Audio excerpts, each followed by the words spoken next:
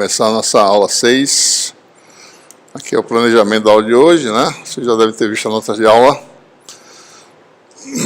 Vamos agora...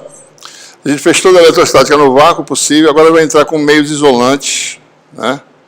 E o elemento fundamental de um meio isolante é a separação de cargas. O efeito elétrico preponderante é quando você tem separação de cargas, ou seja, quando você cria dipolos elétricos, ou quando eles já existem no material, né?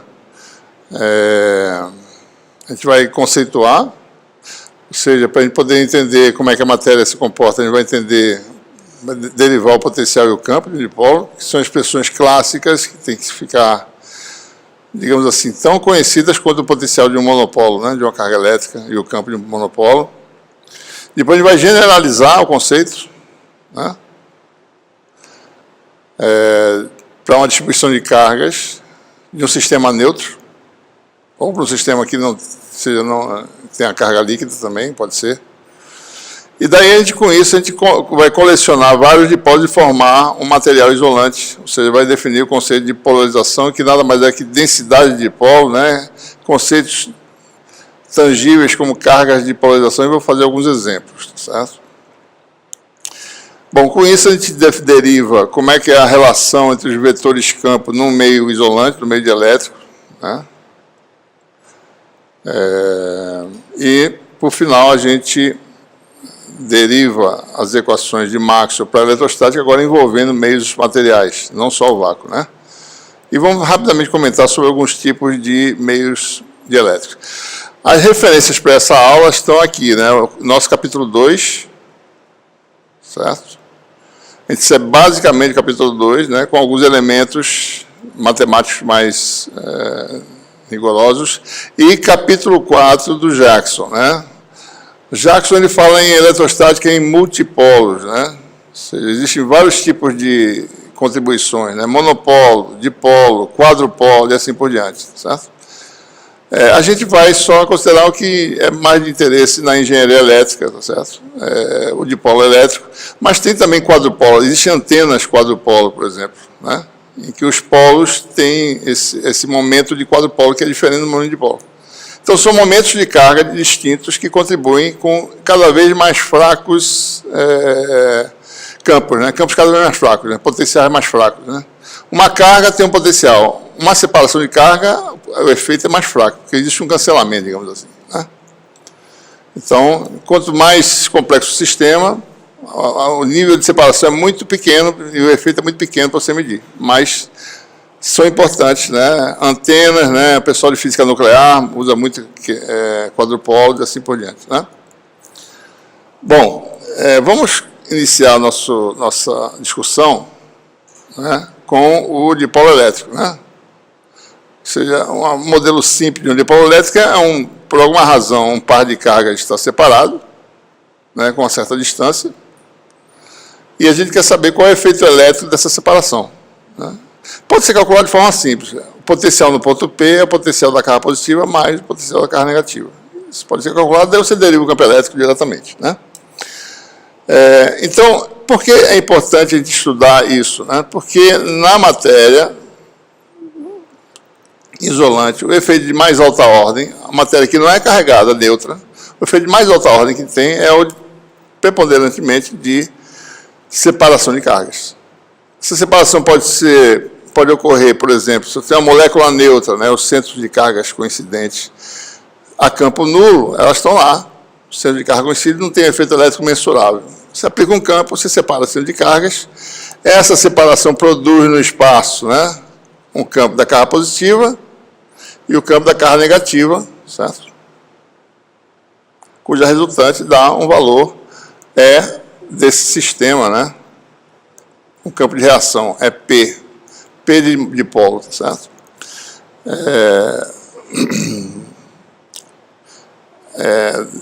Desculpe, é D, né? É D o campo do dipolo. Então, o campo total não é mais o campo externo, é o campo externo mais o campo de reação. Então, você separou as cargas, existe um campo do sistema de cargas separadas que tem que se somar ao campo aplicado, então o campo da matéria é diferente. É isso que a gente quer levar em consideração, né? Então, para calcular, certo? Se você denota a localização da carga positiva por x mais, da negativa por x menos, Então, o potencial é simplesmente a soma, né, aqueles termos que a gente conhece, Q sobre 4π0 a distância do ponto de observação x, né, e aqui é x+, tá certo? X menos x+, é a contribuição da carga positiva, e x menos x- é a contribuição da carga negativa. Então, aí está resolvido. O efeito de um único dipolo seria esse, certo? X mais menos nada mais é do que D sobre 2AZ mais ou menos, né? Bom, isso é o que a gente poderia calcular. É de interesse a gente levar em conta, certo, materiais, né, em que o tamanho da região de carga é pequeno, certo? Então, imagine que você tem um átomo, uma molécula, tamanho aqui de 1 angstrom, certo? 10 a menos 10 metros, né? Você quer ver o efeito elétrico numa escala macroscópica, L, né? Centímetro, milímetro, micron, certo? Até nanômetro, né? 10 vezes isso, certo? Você pode... Então, você quer ver em que, se isso aqui chama de A, o raio, né? Em que L é muito maior que A. Ou seja, o dipolo é um dipolo, como se fosse um dipolo pultiforme, né? Tamanho praticamente nulo, certo? Então, o que nós queremos fazer é determinar o potencial e o efeito elétrico no regime assintótico, ou seja, quando a distância é grande em relação à dimensão física, né? Então, o que é relevante aqui é esse denominador, ou esse, né? E a gente vai aproximar isso, né? Ou seja, x em módulo é muito maior que x mais ou x menos. Então, nós temos a função inversa. Em primeira ordem, ela vale o valor... Isso aqui é a correção. Isso aqui seria um epsilonzinho, tá certo? Muito pequeno, né? X mais um epsilon vai ser 1 sobre x, mais a correção, que é o epsilon, né? Produto escalar com o gradiente da função inversa. O gradiente da função inversa é menos, tá certo? Como tem o menos aqui, né? Então, ficaria... Tem um menos que vem daqui, e elevado a menos 1 tem um outro menos, né? Que faz com que isso aqui seja mais. Como é elevado a menos... Se fosse elevado a primeira, seria mais. Como é elevado a... Esquecendo esse sinal, tá? Se for x menos... Se for x mais menos elevado a 1, seria mais x mais menos, certo? Como é menos elevado a menos 1, tem um menos que vem daqui e tem um menos que vem desse sinal aqui. Então, dá um mais de novo. Tá? Por isso que dá esse mais. Ok? Bom, então, se a gente usa essa aproximação e joga aqui, observe que esse termo vai ter 1 sobre x, esse aqui também, eles vão cancelar 1 sobre x. Vai sobrar só a correção nos dois casos. E você tem um potencial que fica dado por essa expressão aqui. Seu potencial aproximadamente no regime assintótico, que diferença dos vetores posição das duas cargas, produto escalar com o vetor posição sobre módulo cúbico dessa distância, né? A distância é medida em relação ao centro do sistema. Observe que isso aqui é 1 sobre R2, tá? A magnitude disso aqui é 1 sobre o quadrado da distância, certo? Porque aqui tem R, né? E aqui tem R3, né? O vetor diferença x mais menos x menos nada mais é do que o quê, né? Se eu boto x mais aqui, certo? X menos aqui. O vetor x mais menos x menos é esse vetor aqui, que vale D a Z, né? Então, aparece uma quantidade no numerador, essa aqui, que é dada por QD a Z, e essa quantidade a gente chama de o momento de dipolo elétrico, um vetor, certo? P.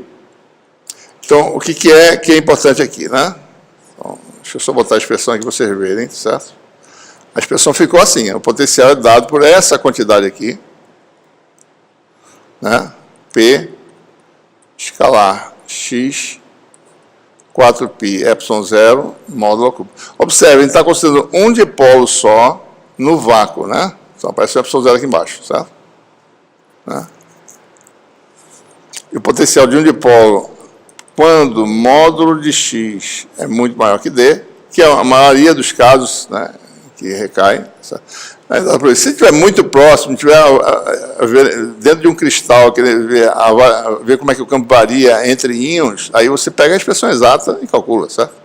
Mas no engenho sintótico você tem uma matéria cheia de dipolos, certo? Numa escala grande em relação ao tamanho de cada um, você tem essa expressão muito boa, tá certo? Para explicar os fenômenos físicos, né? Então, observe a diferença fundamental entre essa expressão e aquela de um monopolo, certo? O monopolo é isso aqui, ó, Q, 4π, ε0, x. Por que a gente definiu essa quantidade, né? Observe, inspirado nessa expressão, você vê que o potencial ele depende dessa quantidade. Quanto maior a carga, mais forte é o efeito. O potencial de um monopolo cai com o inverso da distância, né? Ora, essa expressão mostra que o potencial de um dipolo depende dessa quantidade. Não é nem de Q, nem de D, mas dessa quantidade aqui, que é um vetor, certo? Para configurações de carga complexa, a gente tem que calcular esse vetor para ver quanto é que ele vale, né? Então, depende dessa quantidade.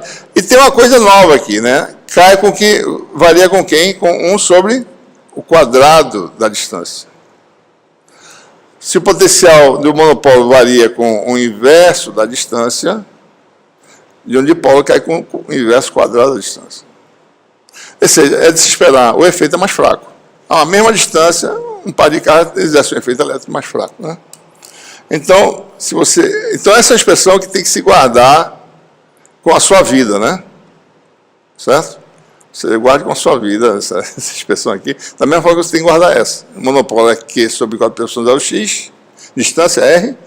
Dipolo é um produto escalar em cima, módulo cúbico embaixo, né? A gente pode ainda escrever assim, né? Se você botar X, vou botar assim de forma mais explícita, R a R, né? Então o potencial do dipolo fica P escalar a R, né?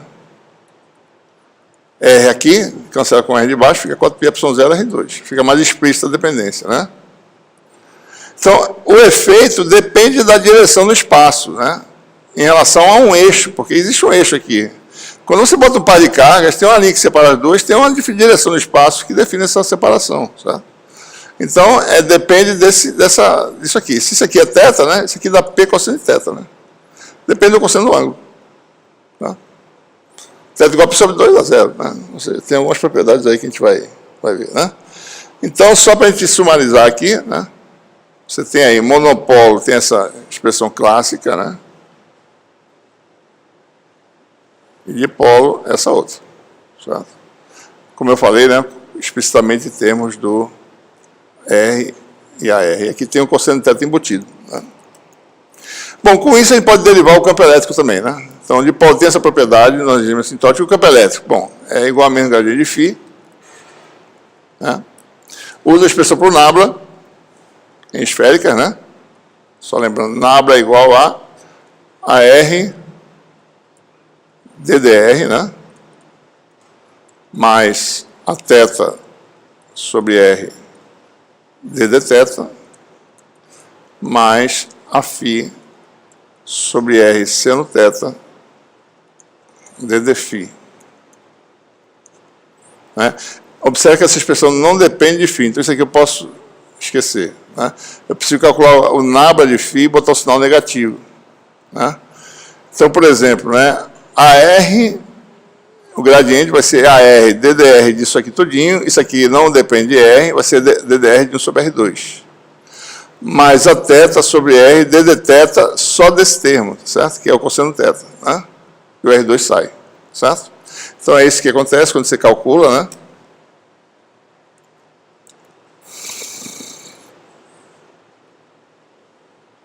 Certo? E aí a gente usa algumas propriedades. Essa aqui dá, essa derivada dá menos 2 sobre R3. Com menos vai dar mais, né? Aqui, DAR dθ, nós já fizemos isso lá no capítulo 1, dá derivada do AR da O a θ, da P escala θ. E aqui, como eu falei, dá zero, né? Então, com o sinal correto, você vai ter aqui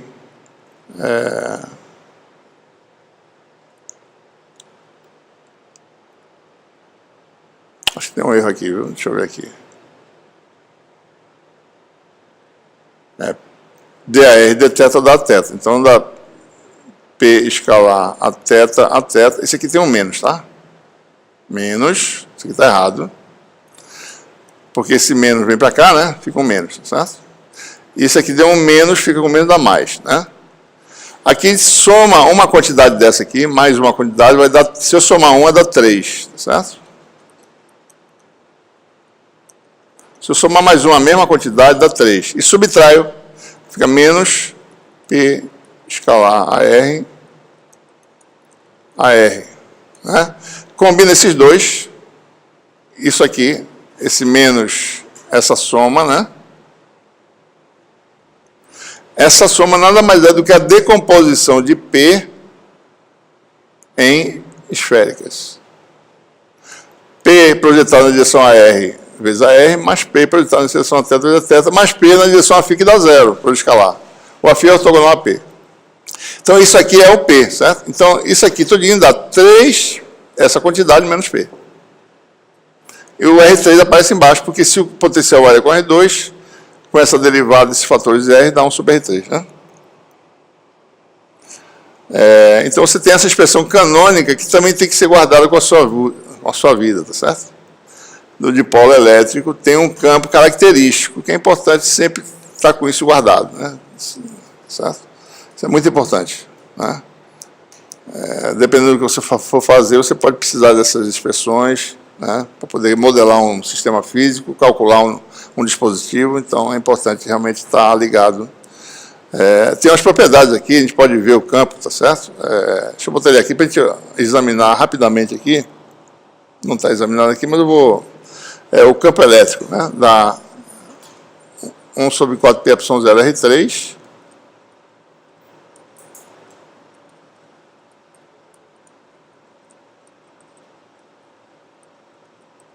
A gente pode calcular o campo em vários lugares. E o potencial, por sua vez, é o quê? 1 sobre 4πε0 R2, P escalar AR, né? Isso aqui dá P cosseno θ, tá certo? Dado P, dá isso aí. Por exemplo, potencial, né? Em θ igual a π sobre 2 dá 0, certo? Em θ entre 0 e π sobre 2 é positivo, né? Em θ entre π sobre 2 e π é negativo. Então, se você dividir a região do espaço, potenciais positivos estão no lado de cá, negativos no lado de cá, potencial zero aqui. Então, isso aqui é uma equipotencial, essa superfície aqui, certo? Então, se você olhar desde de campo, a gente vai ver que faz sentido. Sai aqui da carga positiva, faz isso, né? Vem para cá, né? E sempre o campo cruza a equipotencial ortogonalmente, 90 graus, certo? Né? São as linhas de um dipolo, de uma antena de dipolo é assim, né? O campo próximo é parecido com isso, certo? Equipotencial, basta ver, né? Em θ igual a π sobre 2, quem é o campo, né? Vamos ver aqui, certo? Não é só olhar, isso aqui é a distância, né? AR é esse versor, P faz isso, né? Em θ igual a π sobre 2. Então, esse produto escalar dá 0, né? Então, o campo elétrico em θ igual a π sobre 2 vai dar menos P sobre 4πε0 R3. Então, o campo está para baixo, de fato. Sentido oposto ao dipolo. Né? Ok? Vamos generalizar esse conceito de momento, né? Momento de dipolo, na verdade, é momento de carga, né? É isso, na verdade, que quer dizer. Você tem um sistema de carga separado de um centro de cargas, né? Quer saber, às vezes tem muita carga acumulada num ponto, pouca carga no outro. Você quer saber esse momento de carga quanto é que é. É um vetor. Certo? Então, o vetor, na realidade, por definição, seria isso aqui, né? A definição, isso aqui é dq. Isso aqui é a posição de dq. É o momento de carga, né? Unidade, né? Carga vezes metro, né? Coluna vezes metro. Ou seja, você tem um sistema de cargas, um sistema qualquer, certo? Aí você tem vários elementos de carga aqui, vê a posição de cada um, calcula esses momentos. Isso é que chama momento de dipolo, né? Essa é ou seja, com isso, com essa fórmula aqui, Eu posso calcular o momento de dipolo de uma molécula complicada, certo? Molécula de água, né? Sei lá, molécula que tem um formato como a da água, né? Os centros de carga positivos estão aqui, H2O, né? Aqui tem dois, sobra dois, eu acho, né? E aqui está a nuvem eletrônica, né? Então, você tem cargas discretas, ocupando 3 posições, e uma nuvem eletrônica com a densidade de carga ρ. A gente pode pegar essa molécula todinha e calcular o momento de dipolo, pegando todas as cargas, as discretas e as contínuas. E a distribuição contínua. Qualquer que seja a distribuição que você tiver, uma molécula mais complexa, o momento de dipolo calcula P, vai dar o valor P, certo? Né? Vou fazer um exemplo aqui. Por exemplo, como é que seria, usando essa fórmula, para calcular o momento de dipolo de um par de cargas discretas, certo? Usando funções delta, a carga positiva está em D sobre 2, a negativa em menos D sobre 2, então você tem a densidade de carga, é uma soma de densidades, né? Joga na expressão e calcula a integral de volume, certo? Essa integral aqui vai dar x nesse ponto, essa aqui vai dar x no ponto menos D sobre 2AZ. Né? A carga positiva é Q, a negativa é menos Q. Então vai dar quanto? QD sobre 2AZ mais QD sobre 2AZ que dá QDAZ. Correto. Tá? Um outro exemplo, se você tem um conjunto de cargas discretas Qn, certo? Digamos que o centroide desse sistema está em x0. Como é que é o momento de dipolo? Vamos ver. Suponha que o sistema seja neutro, né? A soma das cargas dá zero. Vamos admitir inicialmente que o centro está na origem, certo? Então vamos calcular usando as funções delta, né? Ou seja, a densidade de carga, na realidade, é um somatório, né, de Q delta de x menos xn, né? Então é x integral disso aqui, vai dar soma de Qn xn, direto, certo?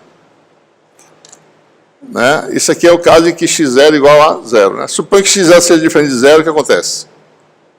O resultado vai ser a posição da carga, que é agora incrementada de x0. Né?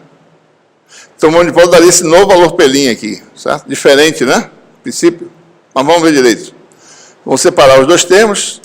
Vai dar soma de Qn vezes x0, mais soma de Qn xn. Ora, xn, na realidade, é a separação, né, em relação a x0, certo? Né? Então, o primeiro termo, o x0 sai, que ele é constante, soma de Qn dá zero, que é um sistema neutro, sobra P, ou seja, P' igual a P. Não depende da sistema de coordenadas, certo? E se o sistema não for neutro, o que acontece? Né? Então, a gente separa, certo? Vai ter uma contribuição, que é essa aqui. A outra é como se fosse uma carga no centro, né?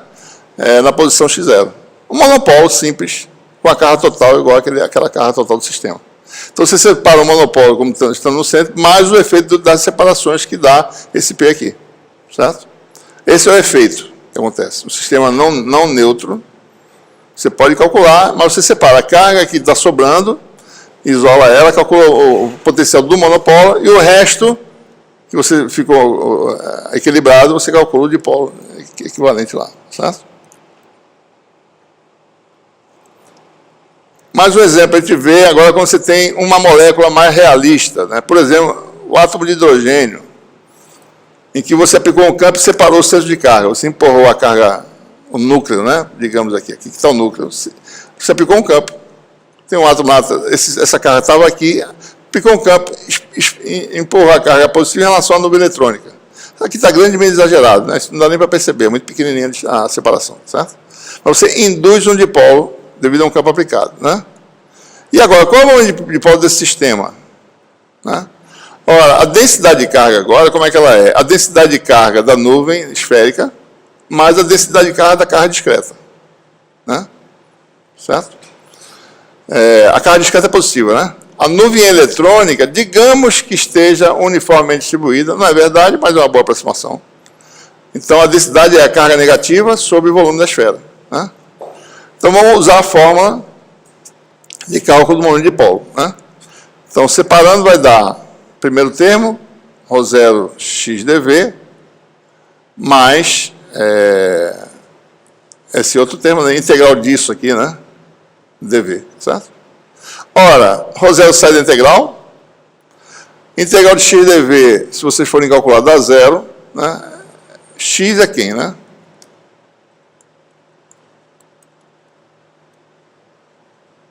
É o R a R, né? A integral de volume desse vetor dá zero, certo? Dá o valor médio desse vetor. O valor médio desse vetor é zero numa esfera. No fundo é isso, basicamente, né? É porque você integra a função seno de φ, cosseno de φ, a função cosseno de θ, que aparece lá, que dá seno de θ, que dá zero, entre os extremos. Ou seja, essencialmente é o valor médio, né, do AR. Então, isso que dá zero, daí sobra só Q, D a Z. Ou seja, o momento de polo é o quê? Q, D a Z. Efetivamente, o momento de polo é aquele de uma separação efetiva de cargas, como se a nuvem todinha estivesse aqui, nesse ponto, e a carga positiva onde está. Então, é um dipolo tradicional, separação de cargas. Certo? Ok?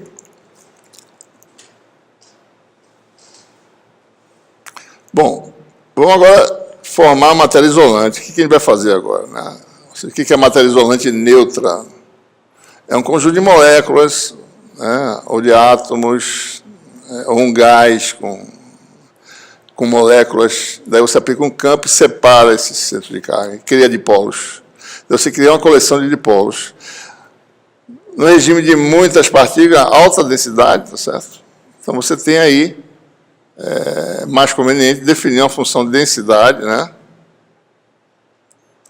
Ou seja, tal que, num volume dV', o momento de polo obtido dP seja essa função de densidade vezes dV.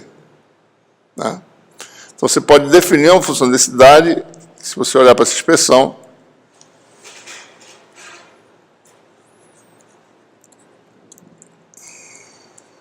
isso é uma definição, né? Eu estou definindo aqui a função de densidade tal que eu posso calcular o momento de polo de um volume diferencial dessa fórmula. Então, essa função tem dimensão de coulomb metro cúbico, coulomb por metro quadrado. Isso é chamado de polarização.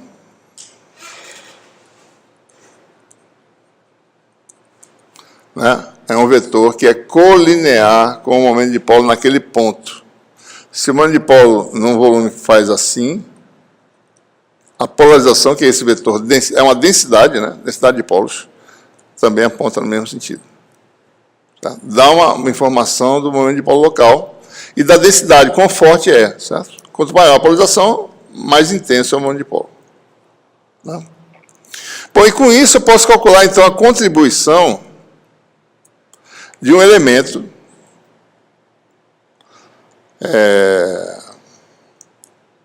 dV', localizado no ponto x', né? Qual é o potencial desse elemento no ponto x, né? Então, um dipolozinho localizado, né? No ponto x', a gente vai usar agora a fórmula original. Então, você tem aqui, esquecendo agora, sem se preocupar direito com a direção. Aqui está dP, aqui está a posição dele.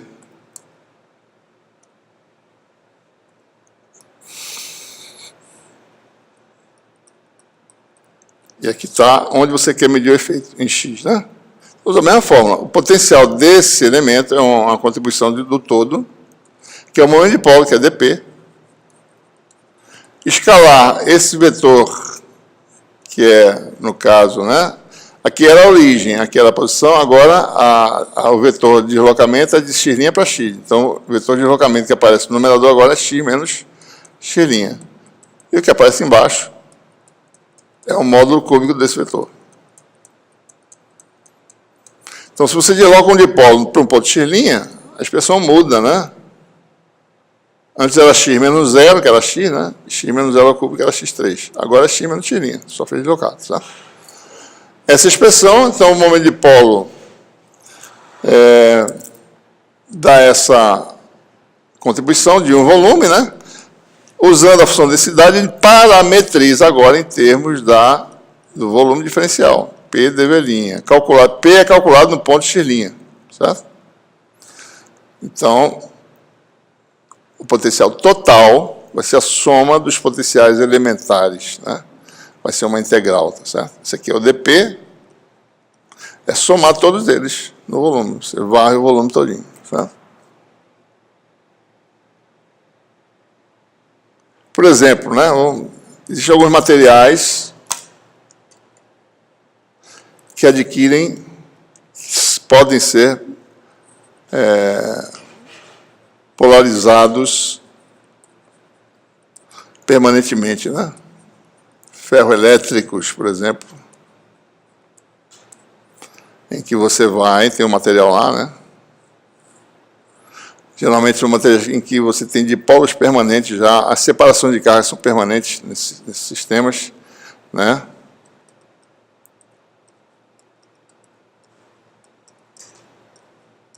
Mas se você tem o material nunca foi estimulado antes, ele tem aí orientações aleatórias, digamos, do dipolo. Não tem, depende, se for um cristal, pode ser que tenha alguma orientação preferencial ou não, depende do material, né? Daí, se você aplica um campo, o que acontece? Você vai empurrar as cargas positivas para lá, as negativas para cá, e essencialmente os dipolos começam a se alinhar, né? Certo? Em relação ao campo, né? Então você cria um estado de polarização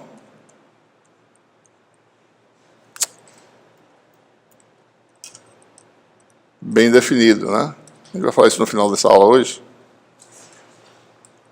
Né? Então, você cria um estado de polarização, separou as cargas, daí se você retira o campo, os dipolos interais estão fortes que eles se mantêm alinhados. Né?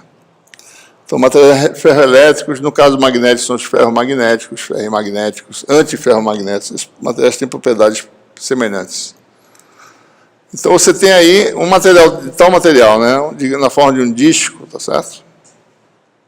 De delgado, espessura T pequena em relação ao raio, que ele foi permanentemente polarizado, a gente pode calcular o efeito elétrico desse material, que ele é neutro, mas ele pode puxar uma carga que eu coloco aqui, ele pode interagir com uma carga, porque ele tem polarização, certo?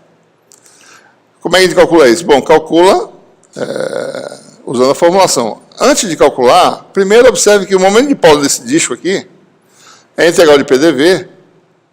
Se P é P0 a Z e é constante, isso aqui vai dar volume do disco PA2T vezes P0. E é de se esperar que muito longe desse disco ele seja um dipolo elétrico, certo? Então, muito longe, o efeito elétrico desse disco aqui é dado por essa expressão assintótica, né? Em que P é dado por isso aqui, certo? Ou seja, em termos de θ e R dá isso aqui. No eixo Z, você tem um potencial, só é fazer θ igual a zero, né? Eixo Z vai dar P0 a 2T sobre 4πε0 Z2. E no eixo menos Z vai dar θ igual a π, vai dar menos potencial negativo, porque no hemisfério inferior ele é sempre negativo. Então vai variar dessa forma, assintoticamente, né? Bom, vamos calcular agora o potencial no eixo Z em qualquer ponto, né? Sem ser muito longe do disco, né? Então, basta você inserir a expressão, tá certo? Aqui está o P. Elemento de volume, né? dV' é a espessura que é delgado, você pode excluir essa integral aqui. R', dR', dφ'. Observe os linhas aí, tá? Posição, eixo Z, Z a Z. Localização do elemento, né, em que a distância é R', φ', é o elementozinho aqui, tá certo?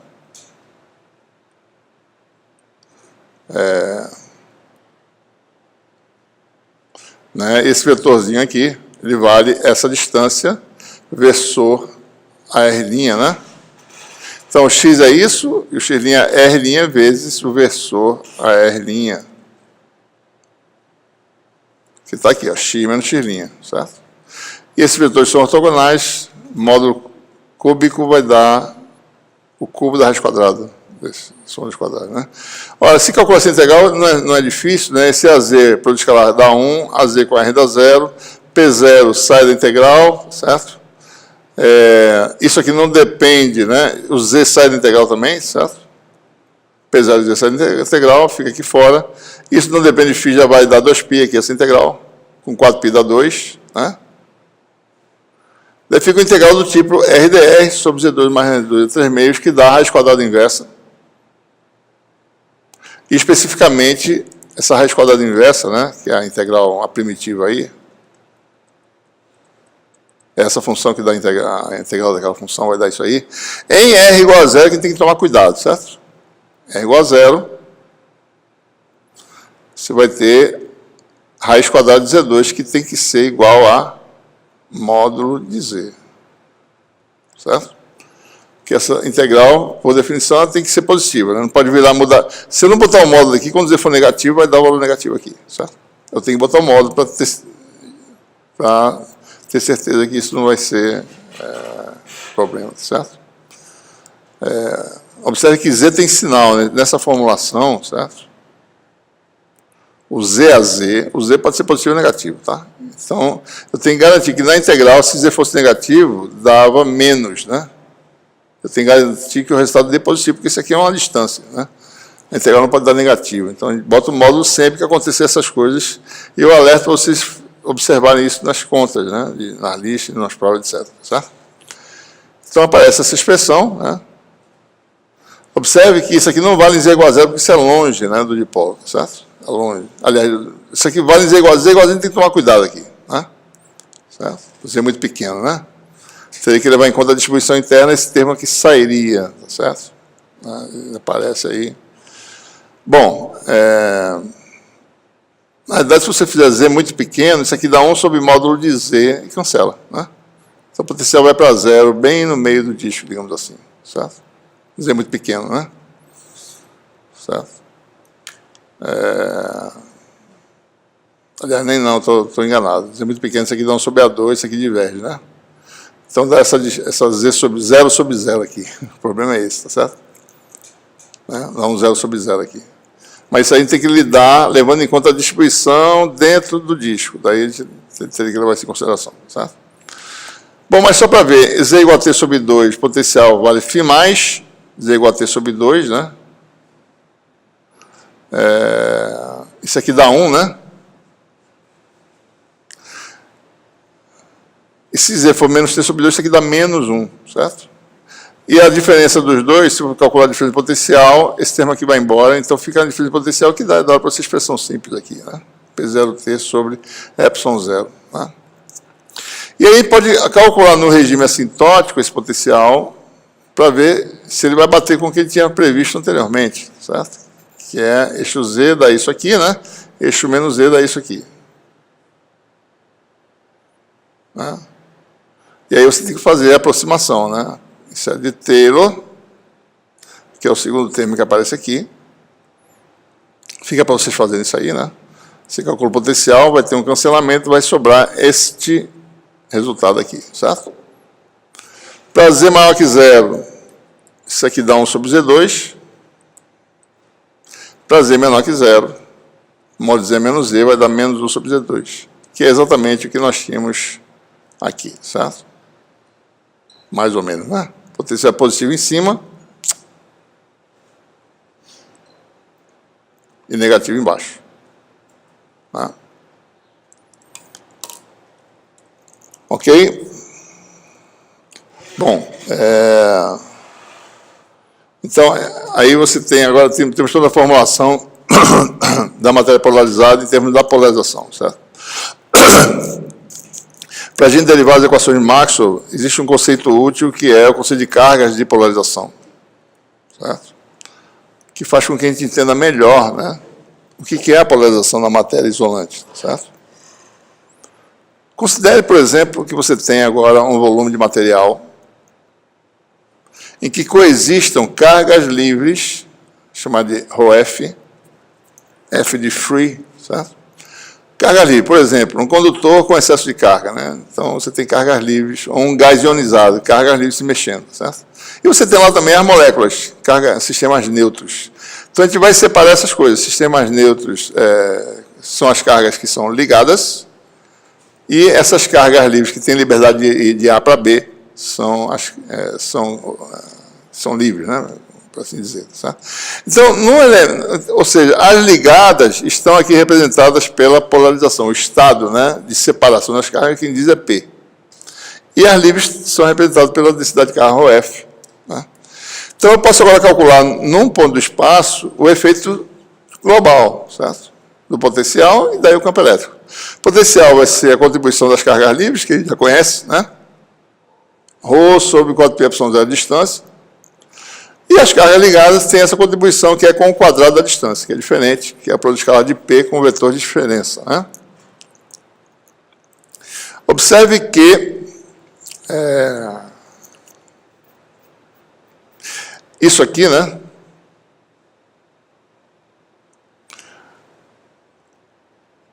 Lembrando a vocês, né? Só para a gente lembrar aqui rapidinho, sabe?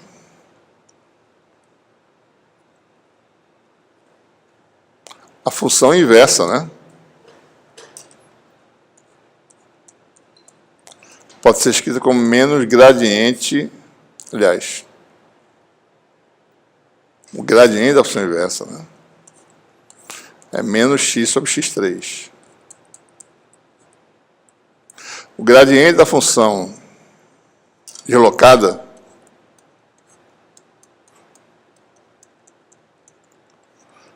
é menos o deslocamento, x menos x' sobre módulo cúbico. Isso é coisa lá do nosso revisão matemática, né? Certo? Você, quando a derivada é em relação às componentes de x, dá isso aqui. Se fosse com relação às componentes de x', daria mais. Se eu fizesse na bralinha 1 sobre módulo de x menos x', ou vou fazer de outra forma, né? Vou fazer assim, para ficar mais claro. X' menos x daria o quê? Mesma coisa, né? Só muda aqui, tá certo? Estou derivando em relação a x'. Isso aqui vai dar menos x' menos x sobre módulo cúbico, né? Tá certo? Mesmo princípio, né? Botei x' aqui agora. X é constante dessa derivada, né? E se eu mudar o sinal, vai ficar mais... Troca a posição aqui. X menos x'. Aqui, tanto faz eu botar a posição do jeito que está, eu vou botar do jeito normal, tá certo? Ou seja, na abra dá menos, né? E na bralinha dá mais, essencialmente, né? Se eu botar o x primeiro, tá certo? Né? Então, isso é igual a menos isso, né? Nabla disso é menos nabla disso aqui, certo? Ou seja, o nablalinha da função inversa dá mais a diferença sobre o módulo cúbico. Esse aqui é importante. Então, olhando para cá, isso aqui é o nablalinha da função inversa. Vamos verificar, né? Regra da cadeia, né?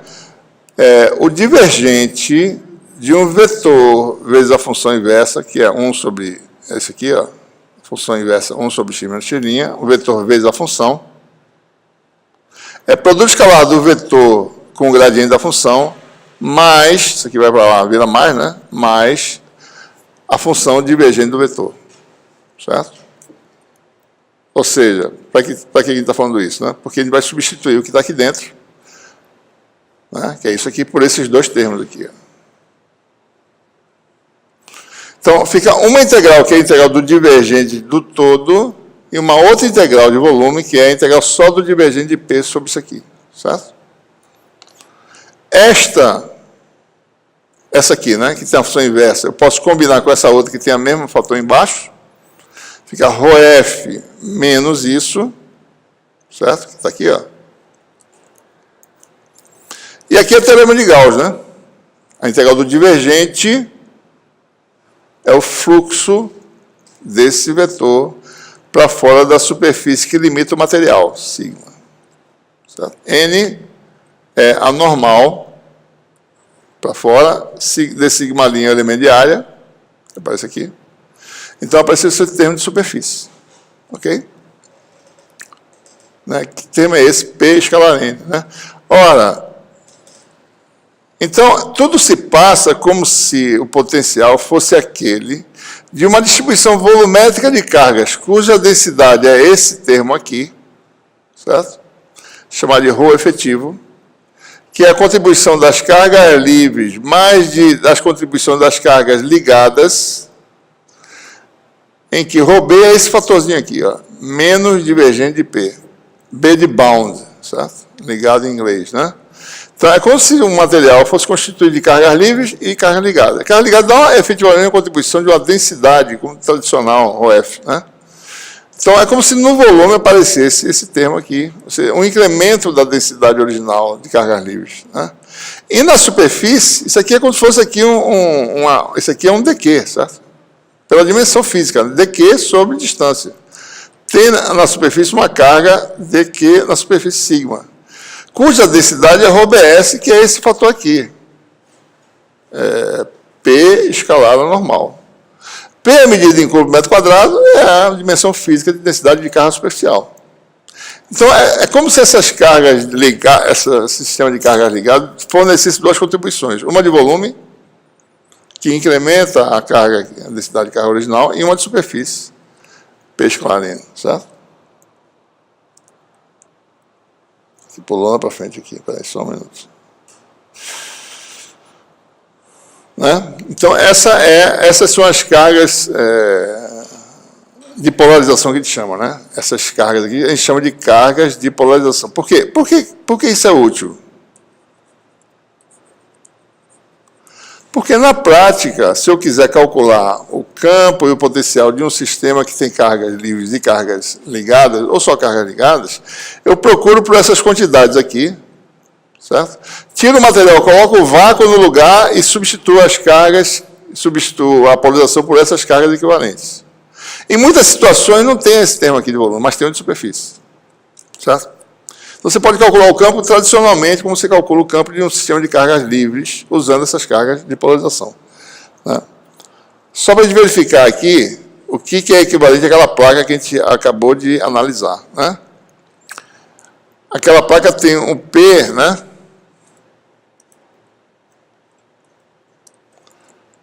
Constante.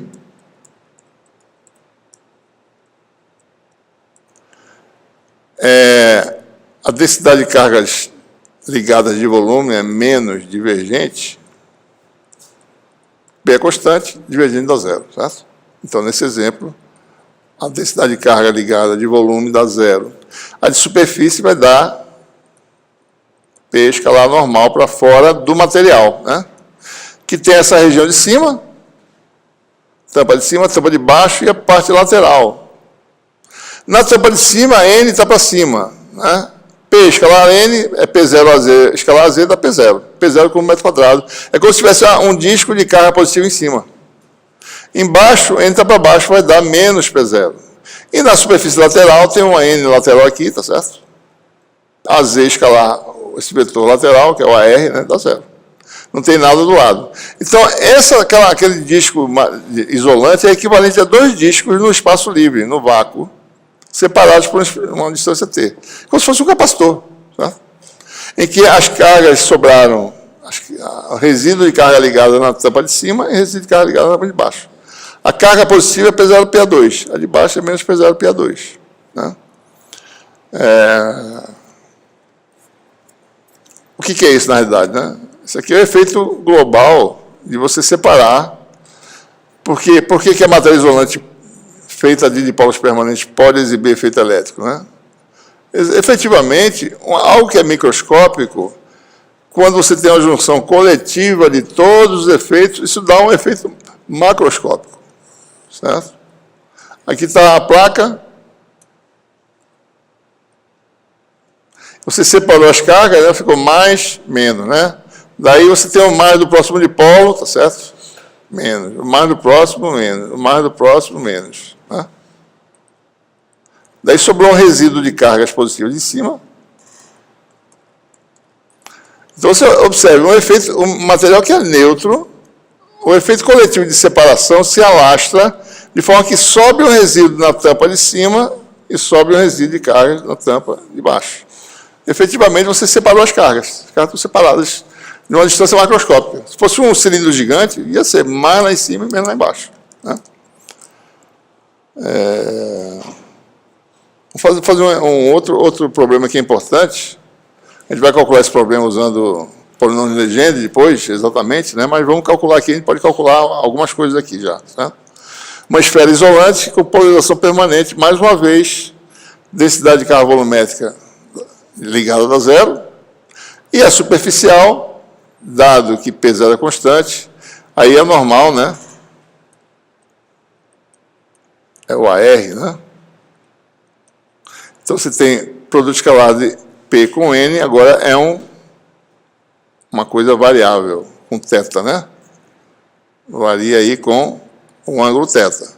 Eixo Z, a densidade vale P0, Equador, a densidade vale 0, hemisfério sul aqui, no Polo Sul, densidade vale menos P0. Então, a densidade é variável, né? Cargas positivas de um lado, negativas do outro, você tem essa separação de cargas aqui.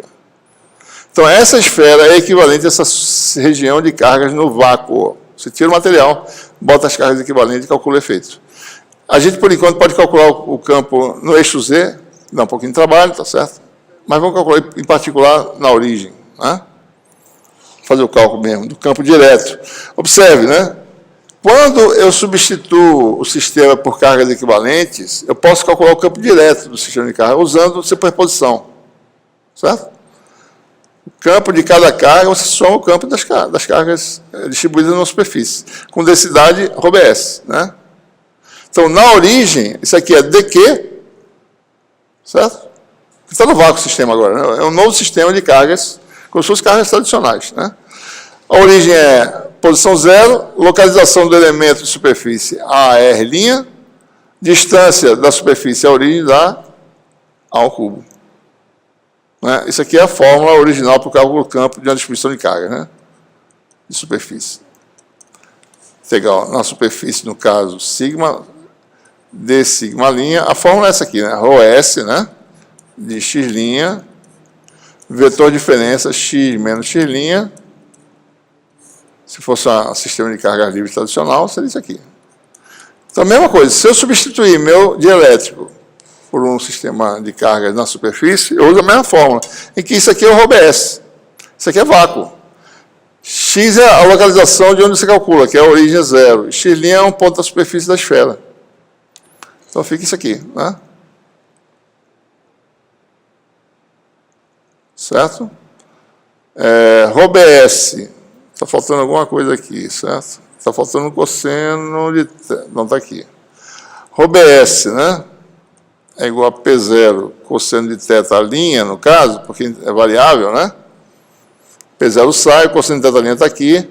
Isso aqui veio do elemento de superfície, d sigma, seno dθ dφ, já está faltando o dφ está aqui, certo? Cosseno θ, e tem o R', que tem uma dependência azimutal, cosseno φ, seno de φ, cuja integral dá zero, e tem a dependência que é cosseno de θ'Z aqui, esse vetor aqui, certo? Um componente, aliás, desculpe. Fica cosseno ao quadrado, o AZ sai da integral de cosseno ao quadrado, seno de θ, que dá 2/3, se vocês calcularem, certo? Então,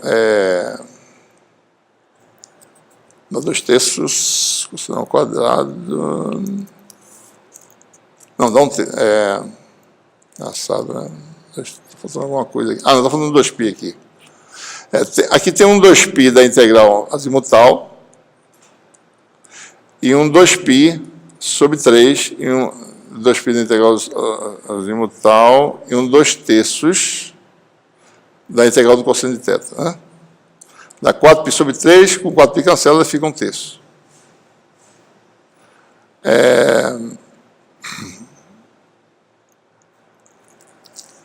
Esse menos está aqui, né? Então, o campo elétrico no centro da esfera vale menos P sobre 3 epsilon zero. Né? Então, a polarização está fazendo isso, o campo elétrico está para baixo. Né? É de se esperar que o campo seja para baixo, né? Carga positiva por dentro, o campo tem que ir da positiva para negativa, certo? Então, a gente vai mostrar depois, usando polinômio de Legendre, né, calculando exatamente esse problema, que o campo dentro da esfera é constante em qualquer lugar, não só na origem, ele tem o mesmo valor em qualquer ponto, e no exterior ele é equivalente àquele de um dipolo elétrico na origem. Exatamente, certo?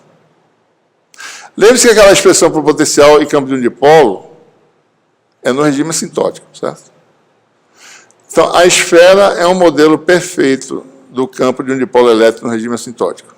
Do lado de fora da esfera, o campo vai dar exatamente aquele de um dipolo elétrico, cujo momento de dipolo é o momento de dipolo da esfera. P0 vezes o volume, 4 P3. Certo? Então, a linha de campo são aquelas como se tivesse um dipolozinho aqui, né? Começando daqui, elas vão se fechar fazendo isso. Mesma coisa de dipolo, certo? Ok?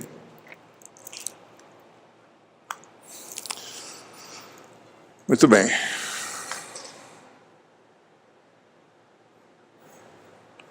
Bom, como é que ficam as equações de Maxwell agora na presença da matéria isolante, né? O que acontece é que o campo elétrico, o que o campo elétrico vê? Todas as cargas que você considerar, certo? O que a gente acabou de mostrar é que um sistema de cargas neutro, ele é equivalente, né, a um resíduo de carga em superfície e cargas de volume com densidade menos de N de P, certo? Mas só que, quando você vai olhar para as equações de Maxwell, as equações diferenciais, o que aparece aqui é só a densidade volumétrica, tá? Não aparece a carga de superfície. Carga de superfície aparece quando você integra essas equações, certo? Né? Na realidade, a gente tem o costume de não colocar nada que é carga de superfície nessas formas, a gente pode até colocar usando funções delta, se quiser, mas não precisa, certo? Você coloca aqui, mas leva em conta, no fundo, esse termo de superfície aparece devido ao fato da polarização. Por exemplo, o exemplo de uma polarização constante do material, né? Então, você chega na borda do material, essa aqui é a superfície, certo? Essa. Suponha que a polarização seja P, isso aqui é uma componente que existe, digamos que isso aqui é a coordenada normal, xn, né? Suponha que a polarização seja constante, certo? Chega na superfície, vai para o vácuo, de repente a polarização é zero do sistema, né? Daí, se eu fosse calcular a divergência de P, daria quanto? Zero, né? Aqui, né? Mas só que tem uma variação abrupta aqui que eu tenho que levar em conta, certo? Essa variação, o divergente de P devido a essa variação, é que dá aquele termo de superfície. Então, ao invés de eu ficar me preocupando em calcular o divergente de uma função que é bem desconhecida, que é uma variação abrupta, o que eu faço é o seguinte, eu separo no volume divergente de P e na superfície P escalar N. Já é o resultado dessa derivação, entendeu? Tá bom? Então, isso é um resultado de um processo limite aí, né? Então, o que nas equações de Maxwell acontece? Divergente de ε0E é a densidade de carga que existia de volume. A gente acabou de mostrar que, tendo matéria polarizada, a densidade de carga passa a ser a efetiva, né? Quem é efetiva? A livre mais aquela de cargas ligadas.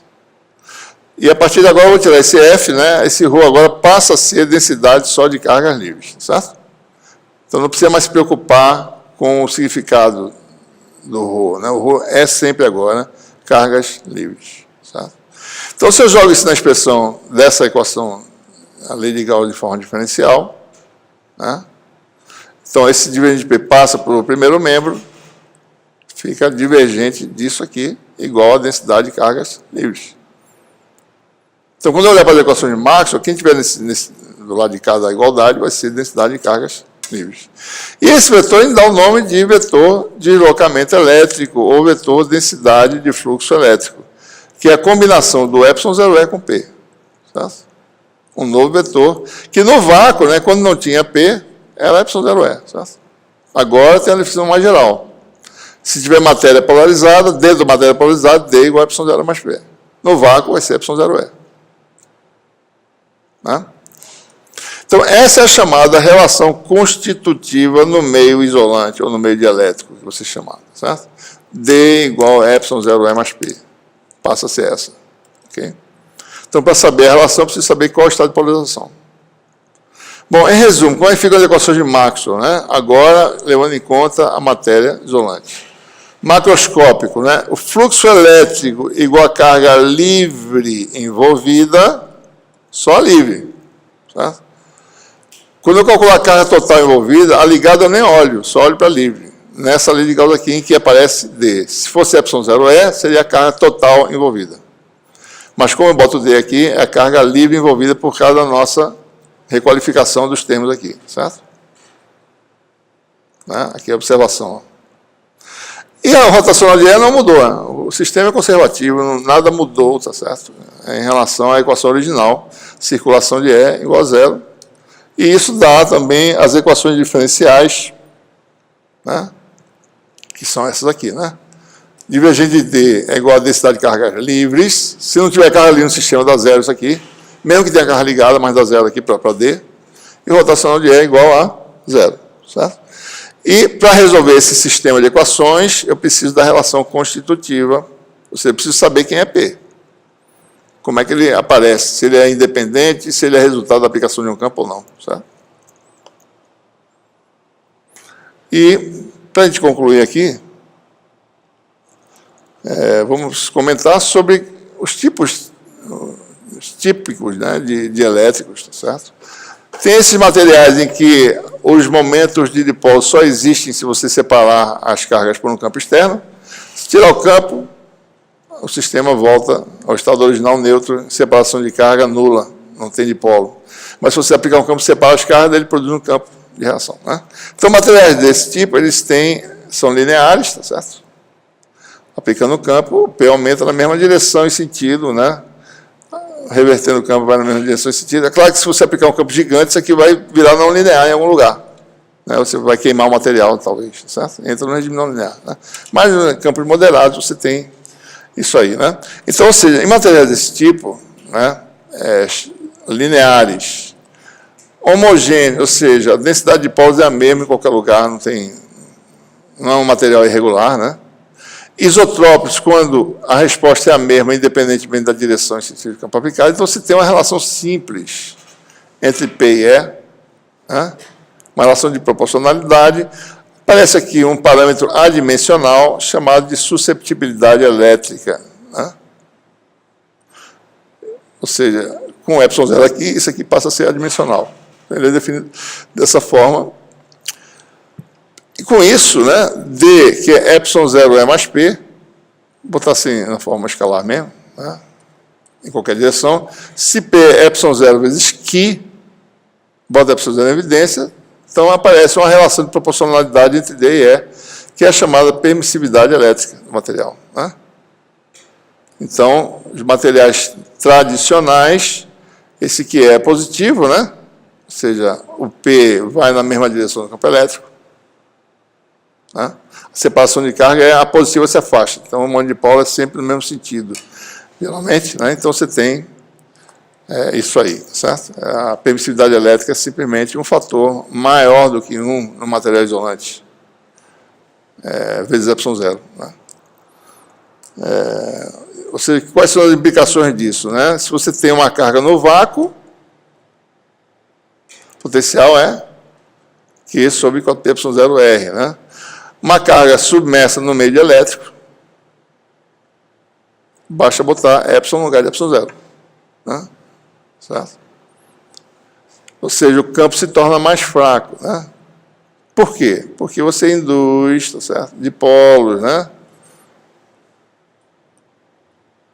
Carga positiva aqui, né? Induz esse dipolo, certo? Daí fica uma lâmina de carga positiva e uma de carga negativa, que faz um campo para baixo. Então tem o campo da carga e o campo de reação. Enfraqueceu, tá? Essa é a razão. Então você fica um campo que é mais fraco, um fatorzinho aqui, epsilon sobre epsilon zero. Mesma coisa, né? Aqui está o campo mais fraco, né? O campo elétrico é mais fraco, né?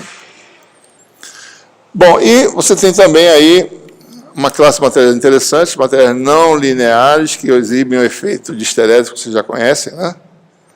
Ou seja, dado o campo elétrico, num ponto desse qualquer, chamar de zero. Quem é P, né? Pode ser esse, ou esse, ou esse. Você polariza o material, satura. Tira o campo elétrico, interação interna, mantém os dipolos alinhados. Você tem polarização residual aqui, certo? Se você continua reduzindo o campo, você anula essa polarização. Daí satura de novo, você entra num laço de esterese. O que quer dizer, né? Se você quiser saber, bom, dado E, quem é P? Não sei, tá certo? Pode ser esse ou esse. Tem 3 soluções. Quanto mais fino for esse laço, né? for bem fininho assim, a incerteza é pequena, né? Certo? Tem uma pequena incerteza aí. Ou seja, aqui, por exemplo, é mais fácil determinar o campo na saturação, né? O P é mais ou menos o P de saturação aqui. Né? Então, materiais desse tipo têm esse efeito de esterese, né? São altamente não lineares. Você não tem uma função epsilon, né? Você tem que saber quem é P de E, quem é essa função P de E. É uma função não linear. Tá? Então, não tem um epsilon, né? O epsilon é variável, se você quiser falar em epsilon. E meios anisotrópicos, né? Que também são interessantes. Muitos dispositivos funcionam baseados na anisotropia. No meio isotrópico, o P é colinear com o campo elétrico. Né? Qualquer que seja a direção do campo, a resposta é a mesma. Em meios anisotrópicos, o campo aplicado numa direção produz um efeito, numa outra direção produz um efeito diferente. Então, a relação, em geral, agora é matricial, né? Aparece aqui, ao invés de um sistema linear, ao invés de uma susceptibilidade escalar, aparece um tensor susceptibilidade, né? E agora a relação é matricial, né? A susceptibilidade tem aí esses elementos, o sistema é mais complicado, você precisa entendê-lo para poder ver. E daí, da mesma forma, D e E são relacionados por uma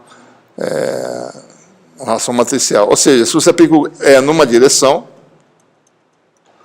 o P não é mais na mesma direção do campo aplicado, né? E nem o D. Aí, o D é em outra direção também. Tá? Porque só seriam colineares se fosse uma relação escalar. Relação matricial, você muda a direção da resposta. Você aplica o campo forte aqui, você pode polarizar. Existe, por exemplo, condutores orgânicos, né? Não conduzem numa direção, conduzem na outra. Né? Os materiais têm essas propriedades. Isso é anisotropia, um tipo de anisotropia. Né? Pode ser explicado por esse modelo aqui. Certo?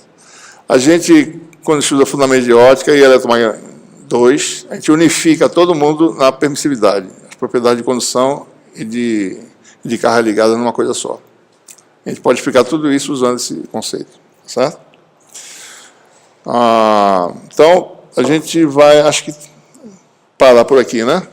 Só para completar, né, eu acabei não mostrando, tem uma formulazinha, né? O epsilon, né? É parecida a relação, né? Matriz de identidade no espaço dimensional tem 3 por 3, né? Mas que, parecido com isso aqui, né? Como é que está?